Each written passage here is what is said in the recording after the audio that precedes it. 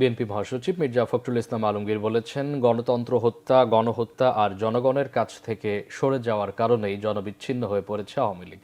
এ কারণেই শহীদ বুদ্ধিজীবী দিবসে শ্রদ্ধা জানাতে আসতে না পারার পরিণতি বরণ করতে হয়েছে তাদের। অন্তর্বর্তী সরকারকে বিএনপি সহযোগিতা করে যাচ্ছে উল্লেখ করে তিনি আরও বলেন, দেশের মানুষ প্রত্যাশা করছে খুব দ্রুতই নির্বাচনের ব্যবস্থা হবে। আরিফুল ইসলাম মাসুমের ক্যামেরায় আরও জানাচ্ছেন মহিবুল্লাহ মুহিব। শহীদ বুদ্ধিজীবী দিবস উপলক্ষে মিরপুর স্মৃতিসৌধে ফুলের শ্রদ্ধা জানান বিএনপির মহাসচিব মির্জা ফখরুল ইসলাম আলমগীর। বিএনপির পাশাপাশি শ্রদ্ধা জানায় ছাত্রদল, যুবদল, কৃষক দল এবং স্বেচ্ছাসেবক দল সহ অঙ্গ ও সহযোগী সংগঠনের নেতাকর্মীরা। শ্রদ্ধা জানানো শেষে গণমাধ্যমের সঙ্গে কথা বলেন বিএনপি মহাসচিব মির্জা ফখরুল ইসলাম আলমগীর।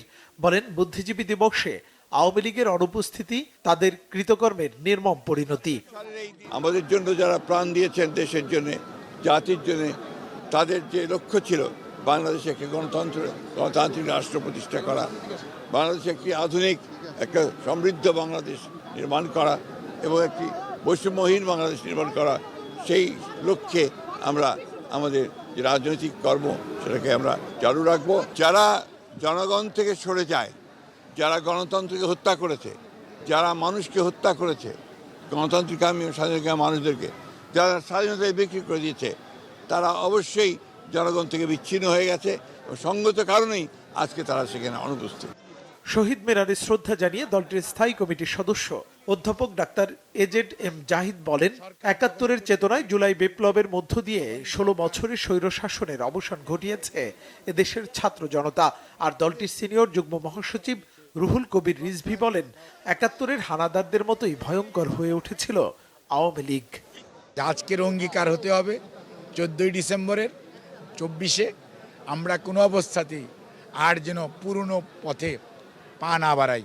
সবাই যাতে সামনের দিকে জাতিকে ঐক্যবদ্ধভাবে অসাম্প্রদায়িক একটি আধুনিক বাংলাদেশ গড়ে তোলার জন্য যার যার অবস্থান থেকে দায়িত্ব পালন করতে হবে।